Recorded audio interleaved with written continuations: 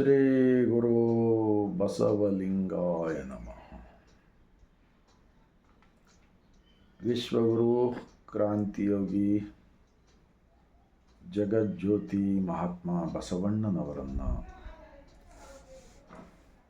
ವಿಶ್ವಜ್ಯೋತಿ ಅಕ್ಕ ಮಹಾದೇವಿರವರನ್ನು, ಸಕಲ ಶಿವ ಶರಣರನ್ನ ಎನ್ನ ಹೃದಯ ಮಂದಿರದಲ್ಲಿ ನೆನೆಯುತ್ತಾ ಭಾರತೀಯರೆಲ್ಲರಿಗೂ ಬಸವನಾಡು ಅನುಭವ ಮಂಟಪ ಬಸವ ಕಲ್ಯಾಣದ ಭೂಮಿಲಿಂದ ಈ ಮುಂಜಾನೆಯ ಇಡೀ ಭಾರತ ದೇಶದಲ್ಲಿರ್ತಕ್ಕಂತಹ 145 ಕೋಟಿ ಜನರಿಗೆ ಬಾಗಿದ ತಲೆ ಮುಗಿದ ಕೈಲಿಂದ ಶರಣು.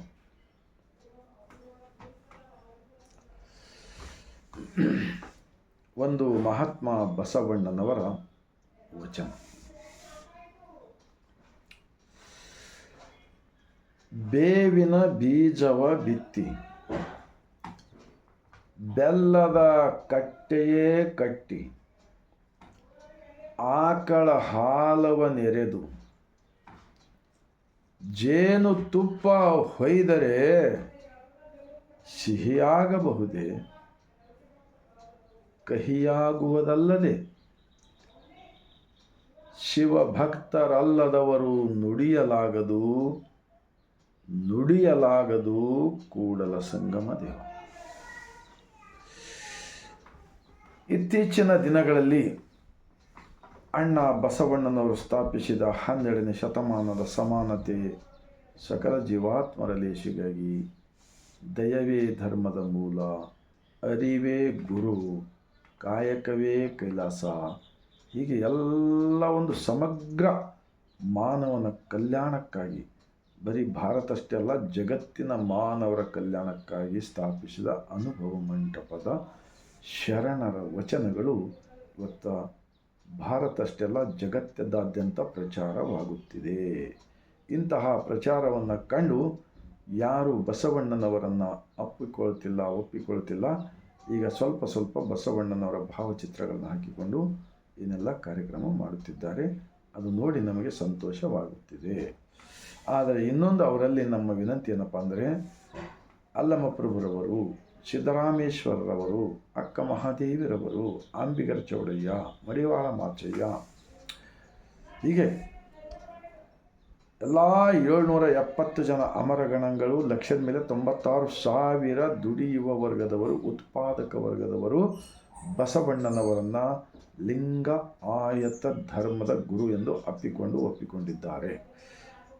ಅದೇ ರೀತಿ ಇವತ್ತಿನ ಕರ್ನಾಟಕ ಅಷ್ಟೇ ಅಲ್ಲ ಇಡೀ ಭಾರತ ದೇಶದಲ್ಲಿರ್ತಕ್ಕಂಥ ಎಲ್ಲ ಮಠಾಧೀಶರು ಕೂಡ ಬಸವಣ್ಣನವರನ್ನು ಧರ್ಮದ ಗುರು ಎಂದು ಇವತ್ತಿಲ್ಲ ನಾಳೆ ಒಪ್ಪಿಕೊಳ್ಳಲೇಬೇಕಾಗುತ್ತದೆ.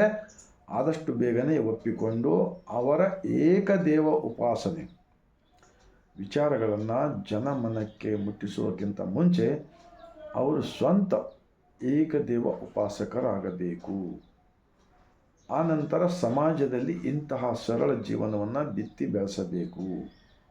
ಆನಂತರ ಇಡೀ ಭಾರತ ದೇಶವೆಲ್ಲರ ಮನಸ್ಸನ್ನು ಶುದ್ಧಿಯಾಗುತ್ತದೆ. ಈ ದೇಶದಲ್ಲಿರ್ತಕ್ಕಂಥ ಜಾತೀಯತೆ, ಮೇಲು ಕೀಳು, ಭೇದ ಭಾವ, ಈ ಭ್ರಷ್ಟಾಚಾರ, ಹಲವು ಮೂಢರೂಢಿಗಳು, 33 ಕೋಟಿ ಹಲವು ದೈವಗಳ ಎಂಜಲವನ್ನು ತಿಂಬುದು ತಡೆಗಟ್ಟಲು ಬರುತ್ತದೆ ಎಂದು ಹೇಳುತ್ತಾ, ಈಗ ಈ ಬಸವಣ್ಣನವರ ವಚನ ಏನು ಹೇಳಿಕೊಡುತ್ತೆ ಅಂದರೆ, ಬೇವಿನ ಬೀಜ, ಒಂದು ಒಳ್ಳೆಯ ಬೇವಿನ ಬೀಜ ತಗೊಳ್ಳಿ, ಒಳ್ಳೆಯ ಭೂಮಿಯಲ್ಲಿ ಬಿತ್ತಿ ಅದರ ಸುತ್ತಮುತ್ತ ಬೆಲ್ಲದ ಕಟ್ಟಿ ಆಕಳ ಹಾಲವನ್ನು ಹಾಕಿ ಮತ್ತು ಜೇನು ತುಪ್ಪ ಹಾಕಿದರೆ ಅದು ಇವತ್ತೆಲ್ಲ ನಾಳೆ ಒಂದು ಮೊಳಕೆ ಎದ್ದು ಮರ ಆಗಿ, ಗಿಡ ಆಗಿ, ಹೂವಾಗಿ, ಕಾಯಾಗಿ ಒಂದು ಸಿಹಿ ಕಾಯಿ ಬಿಡುತ್ತದಾ? ಬಿಡಲಿಕ್ಕೆ ಸಾಧ್ಯನೇ ಇಲ್ಲ. ಆದ್ದರಿಂದ ಅವತ್ತು ಕೂಡ ಕೆಲವರು ಇಂಥವ್ರು ಇದ್ದಿರ್ಬೋದು, ಈಗಲೂ ಕೂಡ ಇರುತ್ತಾರೆ.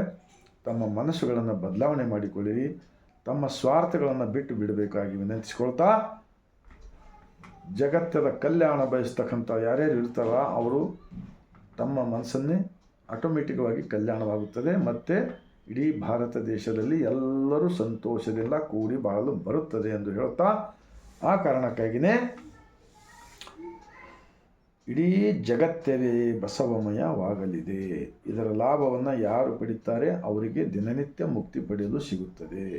ಮುಕ್ತಿ ಪಡೆಯಲು ನಮಗೆ ಕಾಶಿಗೆ ಹೋಗಬೇಕಾಗಿಲ್ಲ, ಧರ್ಮಸ್ಥಳಕ್ಕೆ ಹೋಗಬೇಕಾಗಿಲ್ಲ, ತೀರ್ಥಕ್ಷೇತ್ರಗಳಿಗೆ ಹೋಗಬೇಕಾಗಿಲ್ಲ. ನಾವು ಎಲ್ಲಿ ಇದ್ದೀವಿ, ಯಾವ ಮನೆಯಲ್ಲಿದ್ದೀವಿ, ಯಾವ ಗ್ರಾಮದಲ್ಲಿದ್ದೀವಿ, ಯಾವ ಪಟ್ಟಣದಲ್ಲಿದ್ದೀವಿ, ನಾವು ಎಲ್ಲಿದ್ದೀವಿ ಅಲ್ಲೇ ಇಂತಹ ಅನೇಕ ವಚನಗಳ ಚಿಂತನೆಗಳನ್ನು ಮಾಡೋದರ ಮೂಲಕ ನಾವೆಲ್ಲರೂ ಯಾವುದೇ ರೋಗ ರುಜುಗಳನ್ನು ಬರಲಾರದೆ ಆರೋಗ್ಯವಂತ ಶರೀರದಿಂದ ಆರೋಗ್ಯವಂತ ಸಮಾಜ ಕಟ್ಟಲು ಬರ್ತದೆ ಅಂತ ಹೇಳ್ತಾ, ತಮ್ಮೆಲ್ಲರ ಮನಸ್ಸಿಗೆ ತಟ್ಟಿದೆ ಆದರೆ ಇಂತಹ ಸರಳ ತತ್ವವನ್ನು ಜೀವನದಲ್ಲಿ ಅಳವಡಿಸಿಕೊಂಡರೆ ನಿಜಕ್ಕೂ